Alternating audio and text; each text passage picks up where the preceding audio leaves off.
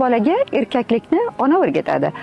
Qiz bolaga ayollikni ota o'rgatadi. Qiz bolaga ota qancha mehr ko'rsatsa, qancha erkalasa, "Sen eng go'zalisan" desa, u shuncha noziklashadi. Chunki bunday qiz boshqa erkakning mehriga muhtoj bo'lmaydi. U biladi, uni hammadan ko'proq sevadigan, himoya qiladigan bitta odam otasi bor. Ammo ota qiziga mehr bermasa, e'tibor bermasa, uni tinglamasa, u mehrni ko'chadan izlaydi. Agar ko'chada bir erkak unga "Chiroylisan, maftunkorsan" desa, shu gapning quliga aylanib ketishi mumkin. Shuning uchun ham qiz bolani qanday ayol bo'lib ulg'ayishi otasiga bog'liq. O'g'il bola qanday erkak bo'lishi esa onaga bog'liq.